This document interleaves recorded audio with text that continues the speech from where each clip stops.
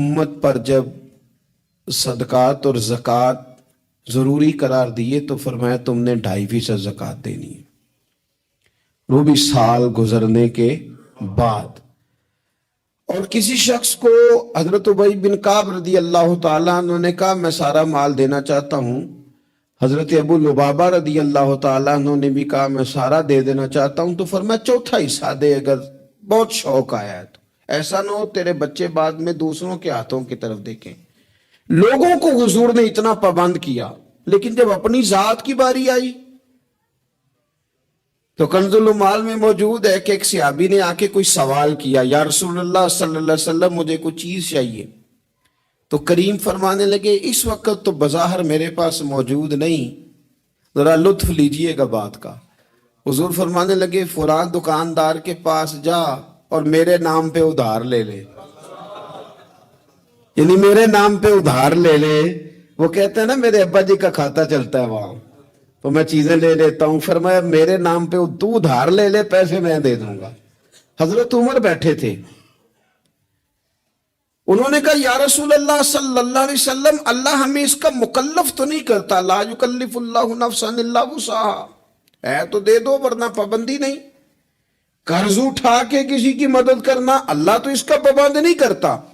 حضرت عمر نے جب حضور کو یہ کہا تو سرکار نے یہ بات ناپسند کی، پسندیدگی کا اظہار نہیں کیا۔ ایک انصاری قریب بیٹھے تھے، وہ کہنے لگے حضور آپ بانٹیے، عرش کا مالک آپ کو بڑا ہی عطا کرے گا۔ حضور ان کی بات سے راضی ہوئے، پتہ کیا فرمایا؟ فرمایا مجھے بھی اسی چیز کا ہی حکم دیا گیا ہے۔ قرض اٹھا کر بھی حضور صلی اللہ تعالی علیہ وسلم کسی کے ساتھ بھلائی کرتے ہیں۔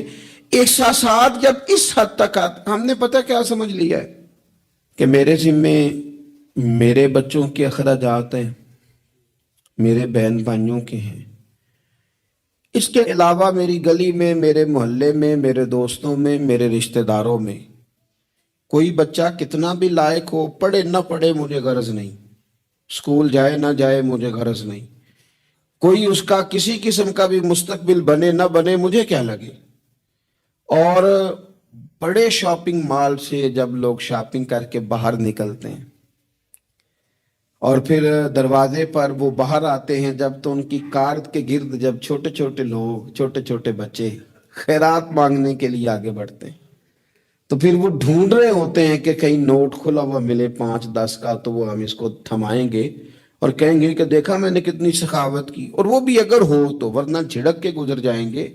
وہ احساسات جو آپ کے اپنے بچے کے لیے ہیں، وہ جذبات جو آپ نے اپنے سینے میں اپنے بیٹے کے لیے چھپائے ہوئے ہیں، آپ تو رحمت للعالمین نبی کے ماننے والے ہیں، آپ کس طرح ایک دائرے میں اپنے آپ کو بند کر کے بیٹھ گئے اور دوسروں کے بارے میں آپ نے وہ بات کی نہیں، وہ ذوق پیدا ہی نہیں کیا۔ بڑے درد سے کہتا ہوں، جب ہم کسی کے بچے کا عیب بیان کر رہے ہوتے ہیں تو دل پہ ہاتھ رکھ کے ایک دفعہ سوچنا چاہیے کہ اگر یہ بات میرے بچے کی ہوتی تو میں یوں ہی بیان کرتا،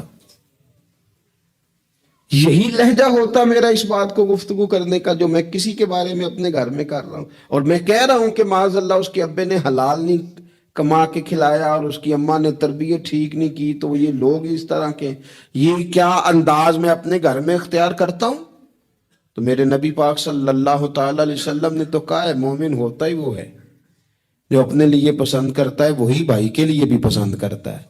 کئی دفعہ میرا بچہ لائق نہیں ہوتا پر میری بہن کا لائق ہوتا ہے، لیکن میرے پاس وسائل ہیں اس کے پاس نہیں ہے، کیوں نہیں میں اسے اپنا بچہ سمجھ لیتا؟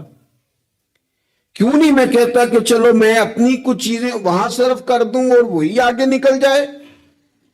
نبی پاک صلی اللہ علیہ وسلم کی سوچ کیا ہے؟ بخاری مسلم میں حدیث موجود ہے، حضرت خالد بن سعید بن عاص رضی اللہ تعالیٰ عنہ کی ایک بیٹی ہیں، چھوٹی سی بڑی پیاری، نام ہے ام خالد رضی اللہ تعالیٰ عنہ۔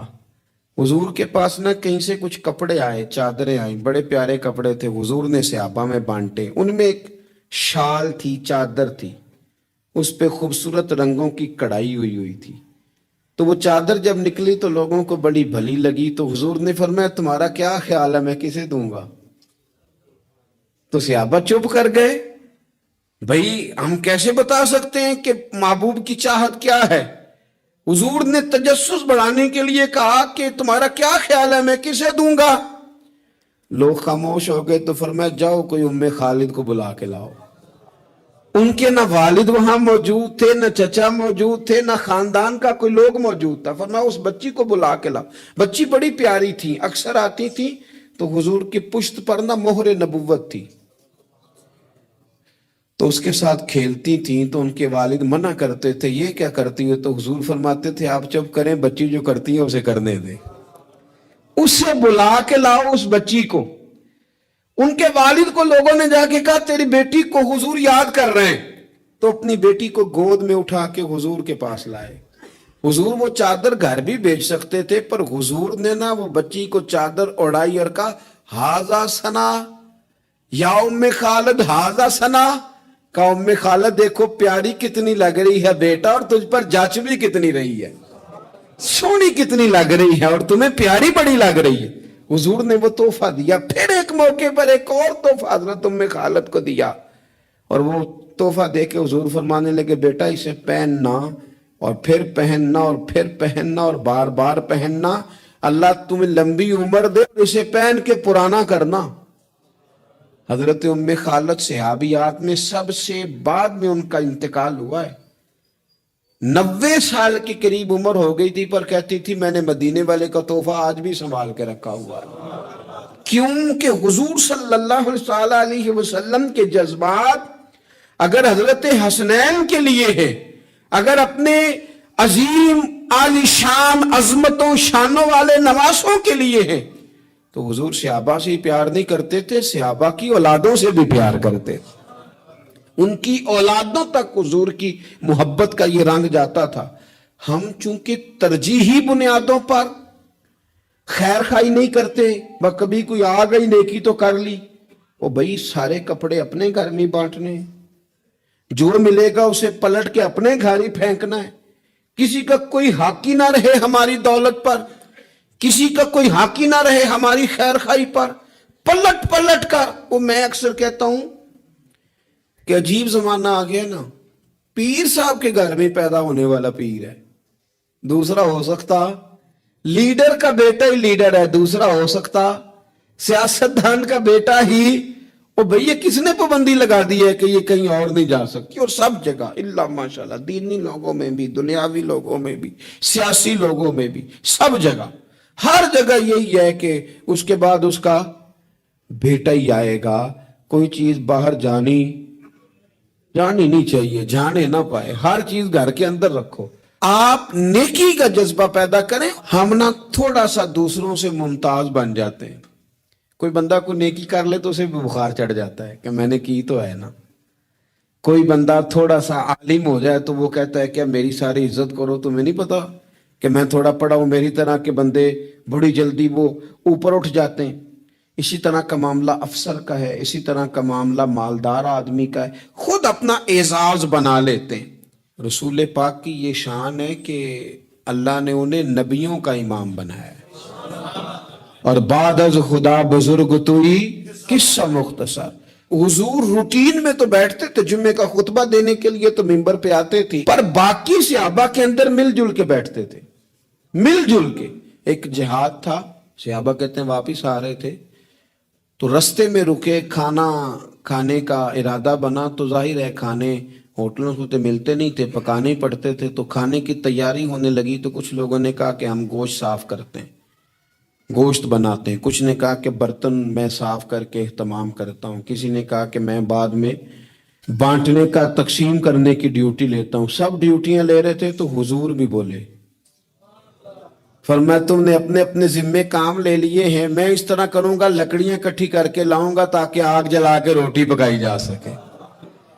صحابہ کہنے لگے فدا کا روحی و قلبی، سونیا دل بھی قربان، جان بھی قربان، فدا کا ابی و امی، ماں بھی قربان، باپ بھی قربان، ہم جو حاضر ہیں یہ کام کرنے کے لیے۔ تو حضور نے فرمایا میں تم سے ممتاز نہیں ہونا چاہتا، مل جل کے رہنا چاہتا ہوں تمہارے بیچ۔ آپ جب لوگوں کے بیچ وقت گزارتے ہیں تو تبھی تو ان کے دکھ سکھ کا آپ کو پتہ چلتا ہے۔ اور جب آپ اپنا لیول ہائی کر کے اوپر اٹھ جاتے ہیں تو پھر آپ کو کیسے پتا چلے گا کہ عام آدمی کس تکلیف میں مبتلا ہے؟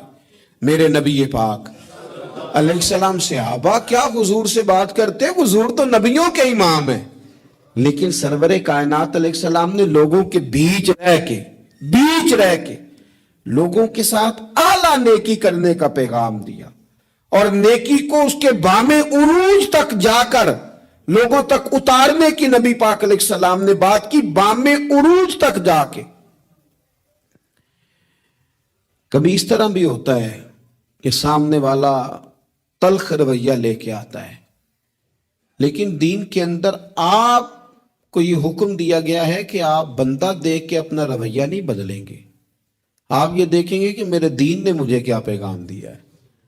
آپ جس طرح مسجد میں دیندار ہیں، بازار میں بھی اسی طرح ہی دیندار ہیں، دکان پہ بھی اسی طرح ہی دیندار ہیں، کیونکہ اسلام جہتی اور وقتی مذہب نہیں، موسمی نہیں۔ آپ یہ کریں گے کہ آپ ہر مقام پہ اللہ رسول کو پیش نظر رکھ کے آگے بڑھیں گے، اور اگر یہ نہیں ہے مزاج تو پھر معاملہ اور ہے۔ دیکھیے بدر کے دن جو لوگ آئے تھے نا مسلمانوں سے لڑنے کے لیے، تو وہ کوئی پھول لے کے نہیں آئے تھے، گھی شکر لے کے تو نہیں نا میدان میں آئے تھے، نہ ان کے پاس مٹھائیوں کے ڈبے تھے، تلواریں اور نیزے لے کے آئے تھے، اور انہوں نے باقاعدہ مقابلہ کیا، 14 مسلمانوں کو شہید کیا۔ یہ تو اللہ تعالیٰ کا کرم ہے، وَلَقَدْ نَصَرَكُمُ اللَّهُ بِبَدْرٍ وَأَنْتُمْ أَذِلَّةٌ، کہ اللہ تعالیٰ نے مسلمانوں کو کامیابی دی، مسلمانوں کے قابو آ گئے۔ اب وہ 70 بندے قیدی بنا کے لائے گئے، وہ لڑنے آئے ہیں، گھر سے پھول لے کے نہیں آئے۔ قید خانے اس طرح تو تھے نہیں جس طرح آج جیل بنی ہوئی ہے، تو مختلف صحابہ، جس کے پاس ایک کمرہ خالی تھا اس نے ایک آدمی کو گھر میں قید کیا، کسی نے 2 کو کیا، حضور نے وہ بانٹ دیے۔ حضرت مصعب ابن عمیر رضی اللہ تعالیٰ عنہ کے بھائی ابو عزیز بھی کافروں کی طرف سے لڑتے ہوئے آئے، اور باقاعدہ جھنڈا تھامے ہوئے تھے، آگے تھے، سپہ سالار بنے ہوئے تھے، وہ بھی قیدی ہو کے آئے۔ تو ایک انصاری ان کے ہاتھ باندھ رہے تھے، تو حضرت مصعب ابن عمیر قریب سے گزرے، فرمانے لگے ذرا زور سے باندھنا، اس کی ماں کے پاس بڑے پیسے ہیں، چھڑا لے گی فدیہ دے کے۔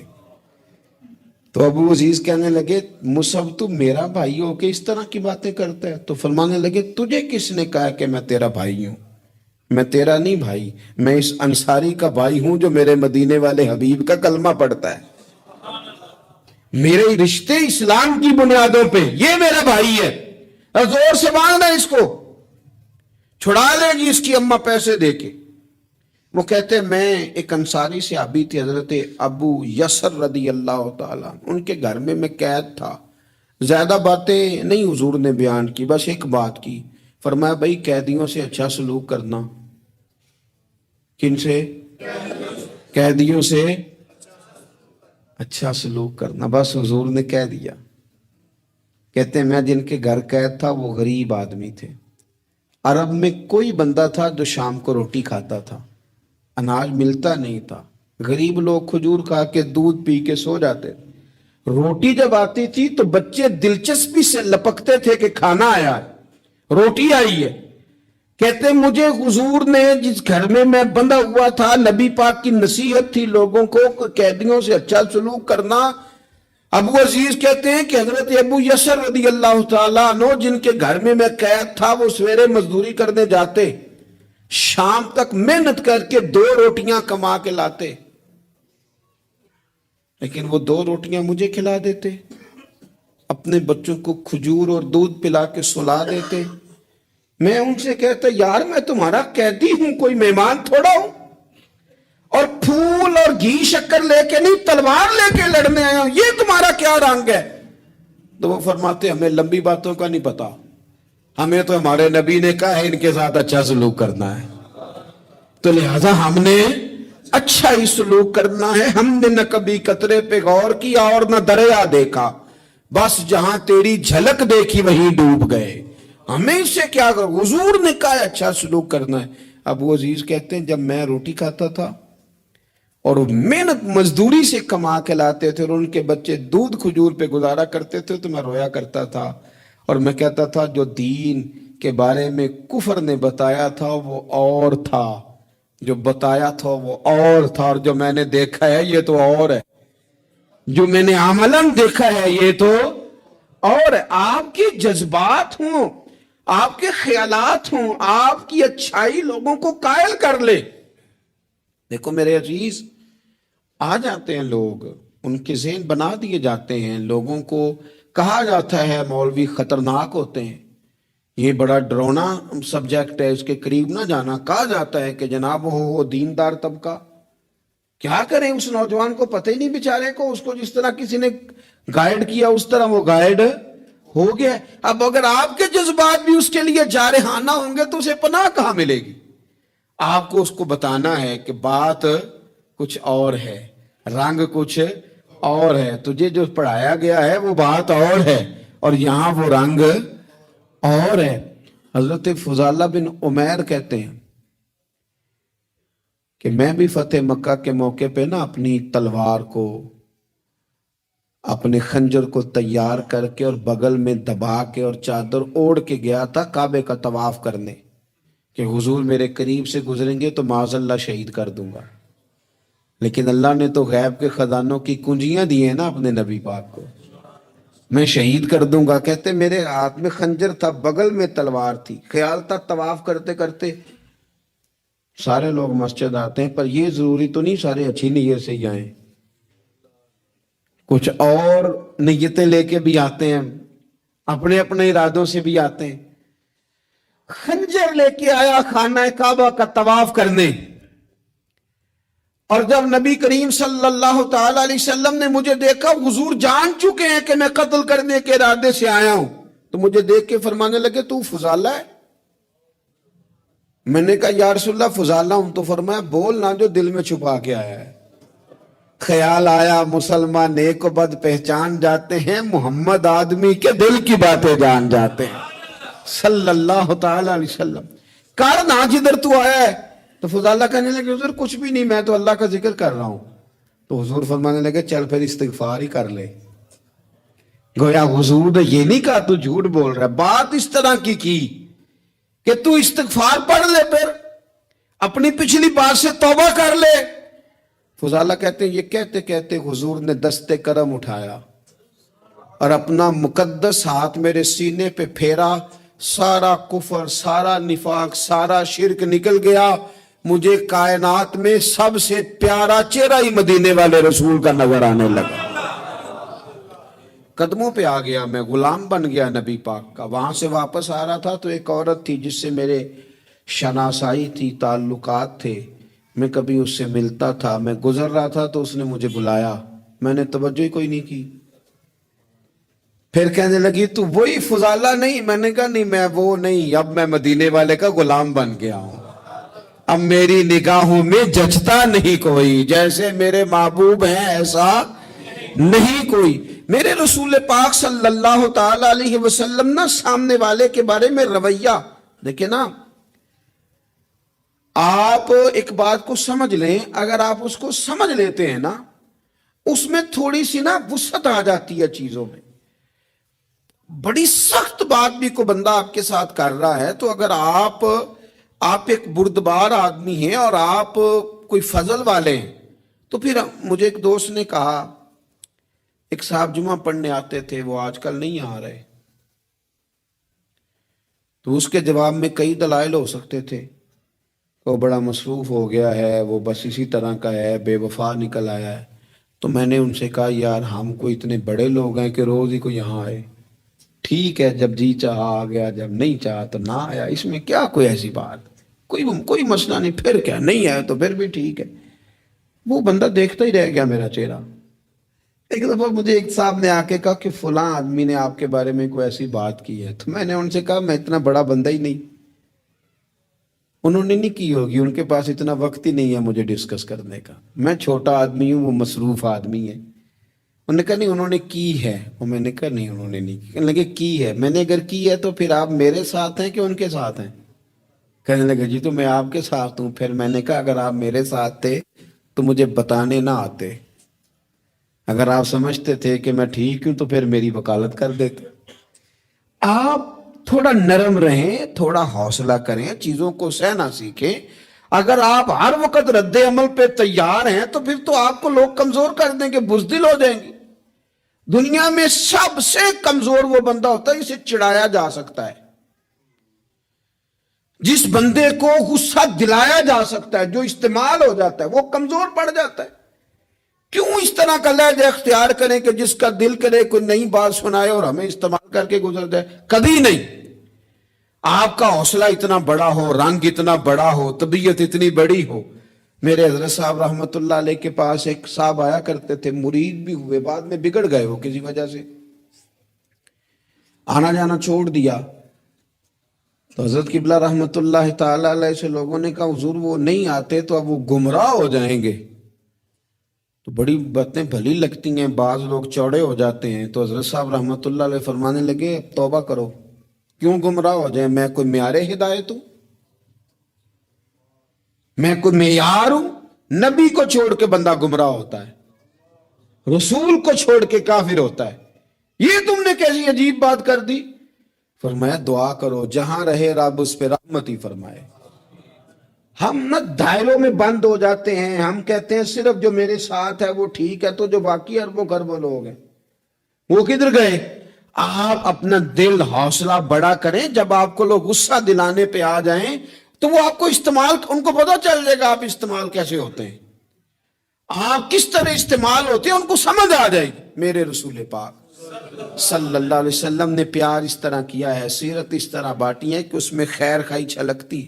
میں نہ اپنے دادا جی سے، اپنے نانا جی سے، پھر اپنے ابا جی سے، پھر اپنے محلے کے بزرگوں سے، پھر اپنے علاقے کے بڑوں سے ایک بات سنتا تھا تو میں کہتا تھا کہیں سے تو یہ آئی ہے نا، یہ ان کی اپنی پیدا کردہ تو نہیں نا؟ سادے لوگ، انگوٹھا چھاپ لوگ، اپنا نام بھی نہیں لکھ سکتے، پر وہ کہتے تھے اے تھی آ گئی ہے بوئے تے ہن موڑ سکتے۔ سمجھ آ رہی ہے میری بات کی؟ دروازے پہ بیٹی آ گئی ہے، اب کچھ ہو سکتا؟ یعنی کسی پارٹی سے سیاسی جنگ چل رہی ہے، لڑائی پورے عروج پہ ہے، ووٹ نہیں دینے، طے ہو گیا برادری کا فیصلہ، تو وہ الیکشن کے دنوں میں وہ بھی بڑے متحرک ہوتے ہیں، وہ پتہ کر لیتے ہیں بچی کہاں شادی ہوئی ہے، وہاں چلے جاتے ہیں، جا کے فٹافٹ چاچا جی بھی بن جاتے ہیں، بیٹا میں تیرا چاچا ہوں، میں آیا ہوں، ابا کے سامنے میری سفارش کر۔ تو بیٹیاں کئی دفعہ آ جاتی تھی، تو اب بڑے بوڑھے کیا کہتے تو کہتے تھے بیٹی آ گئی ہے دروازے پہ، وہ کیا کرے؟ میں سوچتا تھا کہ چلو یہ بات انہوں نے پڑھی نہیں، سنی نہیں، انہوں نے سیکھی نہیں، پر یہ کوئی فیض ہے جو سینہ بسینہ آ رہا ہے، کہیں تو یہ چیز تھی جو اس طرح آئی ہے کہ یعنی سمجھدار آدمی ہے، وزادار ہے۔ وہ بیٹی کو کہہ بھی سکتا ہے کہ پتر تو سیانی نہیں، تو سمجھدار نہیں، تو وہاں نہیں جہاں میں ہوں، میں تیرا دادا ہوں، لیکن وہ یہ بات ہی نہیں کرتا، کہتا بیٹی آ گئی ہے۔ تو پھر ایک حدیث پڑھی تو سمجھ آئی کہ نہیں یہ فیض ہے رسول پاک کا، یہ بات نہ مدینے کی گلی سے چلی ہے، جو گلی گلی مسلمانوں کے سینے میں جا بسی ہے۔ نبی پاک صلی اللہ تعالی وسلم کی چچا زاد بہن ہے حضرت ام ہانی، حضرت مولا علی شیر خدا رضی اللہ تعالیٰ عنہ کی سگی بہن، جن کے گھر سے حضور معراج کرنے گئے تھے۔ انہوں نے کلمہ فتح مکہ کے دن پڑھا ہے، جناب ام ہانی نے کلمہ فتح مکہ والے دن پڑھا ہے، لیکن ساری زندگی ان کے سامنے کوئی حضور کے خلاف معاذ اللہ بات نہیں کر سکا، کرنے نہیں دیتی تھی۔ لوگ کہتے تھے تو کلمہ نہیں پڑھتی، کہتے وہ میرا اور میرے نبی کا معاملہ ہے، پر تم حضور کے بارے میں بات کرو، میرے بھائی کے بارے میں تمہیں کرنے دیتی ہوں؟ سوال ہی نہیں پیدا ہوتا۔ ان کے شوہر بھی مسلمان نہیں ہوئے، فتح مکہ والے دن بھاگ گئے۔ ان کے رشتے میں کچھ دیور تھے سسرال کے رشتوں میں سے، وہ تو اتنے سخت کافر تھے، اسلام کے دشمن تھے، لیکن حضور جب فتح مکہ پہ گئے تو بڑے بڑے لوگوں نے دعوت دی، پر حضور ان کے گھر میں گئے، نفل بھی وہیں پڑے، روٹی بھی وہیں کھائی، وہاں رہے۔ حضور وہاں سے تشریف لے گئے ایک اور جگہ، تو اعلان ہوا کہ ان کے وہ جو دو دیور ہیں جناب ام ہانی رضی اللہ تعالیٰ عنہ کے، ان کو نہ جہاں ملے مار دیا جائے۔ اب انہیں ڈھونڈ کون رہا ہے؟ مولا علی خود ڈھونڈ رہے ہیں، حالانکہ وہ رشتہ دار ہیں، حضرت علی نے تلوار پکڑی ہے، جہاں ملیں گے مار دوں گا۔ جناب ام ہانی نے نا اپنے وہ دونوں دیور تلاش کیے، ڈھونڈ کے لائیں، لا کے کمرے میں بند کر کے باہر سے دروازہ بند کیا اور سیدھی حضور کے پاس چلی گئی، کہنے لگی علی انہیں ڈھونڈ رہے ہیں، یہ پیغام آیا ہے ان کے لیے، یہ اعلان کر دیا گیا ہے۔ हुजूर ने फरमाया उम्मे हानी तू बात कर। तो कहने लगी हुजूर फिर मैंने उन्हें पनाह दे दी है। तिया आ गई ना बुबे ते, बेटी आ गई, मैंने पनाह दे दी है। कोई दूसरा जुमला नहीं, कोई दूसरी बात नहीं। ये इमामुल अंबिया बोल रहे हैं, ये सरवरे कायनात बोल रहे हैं। हुजूर फरमाने लगे उम्मे हानी, जिसे उम्मे हानी ने पनाह दे दी उसे मोहम्मद अरबी ने भी पनाह दे दी। बुला लो अली को वापस, हमने नहीं मारना। जिसे तूने पनाह दे दी उसे हमने भी पनाह दे दी। बेटी जो आ गई है, बहन जो आ गई है दरवाजे पे, चल के जो आ गई है, तो खत्म हो गई बात। मुझे समझ आ गई कि मेरे देहात के बुजुर्गों के सीनों तक ये जो बात पहुंची है, तो ये कोई फैज है, ये कोई करम है, ये कहीं से चली है जो यहां तक आई। अजीज भाई, रसूल पाक सल्लल्लाहु अलैहि वसल्लम ने वो वाली सोचें सोसाइटी को दी, मुआशरे में वो वाली खैर नबी पाक अलैहिस्सलातु वस्सलाम लेके आए जिसकी सोसाइटी को बड़ी ज्यादा जरूरत थी, जिसकी हाजत थी। मेरे रसूल पाक सल्लल्लाहु ताला अलैहि वसल्लम खूब मोहब्बत फरमाते अपनों से, बेगानों से, गैरों से, इससे भी उससे भी। लोगों की रसाई हुजूर तक आसान थी। अपना दुख जाके हुजूर को सुना लेते थे। मैं आपसे अर्ज करूं, पहले तो दुख सुनता कोई नहीं, और अगर कोई सुनने लगे तो सुनाने वाला सुनाता नहीं। क्यों? एतमाद कैसे करें? ये कैसे कहें कि हमारा राज राज ही रहेगा? लोग अपने सीनों में छुपाए नफसियाती मरीज हो गए। लोग अपने दिलों में अपने दुख लिए कब्रों तक चले गए। लेकिन एतमाद कैसे करें? वो बंदा कहां से मिले जो दुख सुनेगा फिर उसका पर्दा भी रखेगा, जो बात सुनेगा फिर उस पर तय भी करेगा। कोई अश्क शोई वाला, कोई ऐसा बंदा जिसके पास बंदा जाए और कंधा उसका खाली मिले और बंदे को पता हो कि मैं जितना मर्जी रोऊंगा ये कंधा भी नहीं हटाएगा। लोगों को ये मुयस्सर ही ना आया। लेकिन मेरे रसूल कायनात सरवरे दो आलम नूर मुजस्सम सल्लल्लाहु ताला अलैहि वसल्लम की खिदमत में कोई भी आया, वो यार हुजूर भी तो बड़ा ही मसरूफ है ना, पगली औरत है, दीवानी है। उसने आके कहा हुजूर मैंने कोई बात करनी थी। तो फरमाया तू जिस गली में कहेगी मैं वहीं तेरी बात सुनने को तैयार हूं। तू जहां कहेगी, यानी ये नहीं फरमाया कि तू कल शाम असर में आ जाना। होती है मसरूफियात, तरतीब दे लिया जाता है, वक्त बाज़-औक़ात होते हैं मसाइल, लेकिन हुजूर ने जो सीरत छोड़ी वो ये है कि तू जहां कहेगी। और सहाबा कहते हैं फिर हमने देखा भी, उसने एक गली में हुजूर को खड़ा किया हुआ है और वो नबी पाक सल्लल्लाहु अलैहि वसल्लम को ना अपने दुख सुना रही है। शायद यही वजह थी, हुजूर कायनात के दुख सुनते थे और कायनात मेरे नबी की रिसालत का ऐलान करती थी। हुजूर अगर इनकी सुनते थे तो ये सारी जमीन और आसमान की मखलूक हुजूर के तराने पढ़ती थी, नबी पाक की नातें पढ़ती थी, हुजूर का तज़किरा करती थी। यहां तक कि जिनको लोग भेड़िए कहते हैं वो भी हुजूर के गुण गाते थे। एक शख्स कहता है मैं बकरियां चला रहा था तो भेड़िया एक बकरी उठा के ले गया, मेरे पास नेजा था, तलवार थी, डंडा था, मैंने उसको इस तरह करके घेरा के बकरी छुड़ा ली। भेड़िया जाके बैठ गया पहाड़ के ऊपर, उसको रब ने जुबान दी, वो बोलने लगा, कहने लगा मुझे अल्लाह ने रिज्क दिया था, तूने छीन लिया है। कहते मैं पहले डरा, फिर मैंने उसे कहा भेड़िया कैसे बोलता, ये तो बड़ी अजीब बात है। वो कहने लगा एक बात इससे भी अजीब है। मैंने कहा वो क्या? कहने लगे मदीने में हुजूर आ गए और तूने अभी तक जाके कलमा ही नहीं पढ़ा। वहां हुजूर आ गए तो ये उससे भी अजीब बात नहीं, भेड़िया बोल रहा। कायनात के जब हुजूर ने, ये जो पूरी दुनिया में लोगों ने या रसूल अल्लाह या रसूल अल्लाह या रसूल अल्लाह की सदा बुलंद की, और ये जर्रा जर्रा भी ईद मिलाद पे हुजूर के तराने पढ़ता नजर आया, तो याद रखो हुजूर ने अपनी मुदस्सर की चादर फैलाई ही इतनी है कि धरती सारी के दुख हुजूर ने समेट लिए। अल्लाह के रसूल सल्लल्लाहु अलैहि वसल्लम ने अपनी चादर नूर में ले लिया सबको। पर मैं क्या करूं, मेरी मिल्लत का जवान अगर कभी मोबाइल से गर्दन उठाएगा तो बाप का हाल पूछेगा ना। वो अगर कभी मूवी से अपने آنکھیں سائڈ پہ کرے گا تو اماں سے پوچھے گا نا کہ آپ کو کوئی تکلیف تو نہیں ہے. اس طرح کر کے دنیاوی مشاغل اور مسائل میں ہم الجھ گئے ہیں اور کوئی فائدہ بھی نہیں اٹھا پا رہے. کچھ بھی نہیں ہے, کچھ بھی نہیں ہمارے, ہم نے کوئی نفع نہیں حاصل کیا, الجھتے ہی جا رہے ہیں. ایک تو اپنے آپ کو لوگوں کے بیچ لائیں, اپنے آپ کو بڑا سمجھنا ختم کریں, کسی کی بھی بات سنیں, کسی کو بھی, یعنی خود ہی سارا کچھ بن جانا, خود ہی بتا دینا, خود ہی اعلان کر دینا, خود بخود ہی اپنے آپ کو نیک سمجھ لینا, خود بخود ہی اپنے آپ کو بڑا جان لینا, اس سے تھوڑا سا باہر آئیں. اور دوسرا یہ کہ جس حد تک ممکن ہو, جس حد تک آنسو پوچھے جا سکے اس حد تک تو جانا ہماری ڈیوٹی ہے کہ نہیں. جو ہماری احاطے میں لوگ آتے ہیں ان کی حد تک تو ہم خیر بانٹ سکتے ہیں کہ نہیں. ایک بات آخر میں آپ کی خدمت میں نے عرض کرنی ہے, بڑی تکلیف کے ساتھ عرض کروں گا.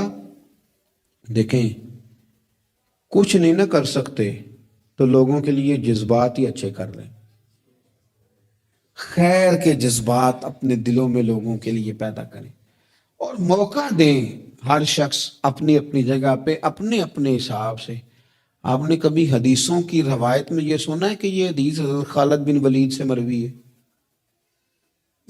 ہوں گی چند حدیث پر چند حدیثیں کس سے مروی ہیں؟ حضرت ابو ہریرہ سے ہیں, حضرت انس بن مالک سے, حضرت عائشہ سے, ایسے ہی ہے. چلیں, آپ نے وہ واقعہ سنے ہوں کہ تلوار لی تھی تو فلان جگہ پہ حضرت ابو ہریرہ نے اتنے لوگ کاٹ دیے تھے, کوئی بات ایسی سنی ہو؟ ایک آدمی میدان میں ہے, وہ جہاد کر رہا ہے, ایک یہاں بیٹھا ہے, وہ رسول اللہ کا دین بیان کر رہا ہے. ہر بندے کا شعبہ ہے. نہ حضرت خالد بن ولید نے یہ کہا کہ ابو ہریرہ آپ میدان میں کیوں نہیں آ رہے, اور جناب ابو ہریرہ نے نہ یہ کہا کہ آپ حدیثیں کیوں نہیں روایت کر رہے. تو ہم ایک دوسرے کے لیے جب جذبات اتنے حسین پیدا کر لیتے ہیں, دل ہم, اگر حضرت ابو ہریرہ رضی اللہ تعالیٰ عنہ حضور سے وہ سارا خزانہ لے کے اندر جمع نہ کرتے تو ہم تو آج بھائی کوئی شے ہی نہ بتا پاتے لوگوں کو, کوئی چیز آتی نہ. یہ ضبط, یہ حوصلہ انہوں نے پیدا کیا تو بات آگے کی.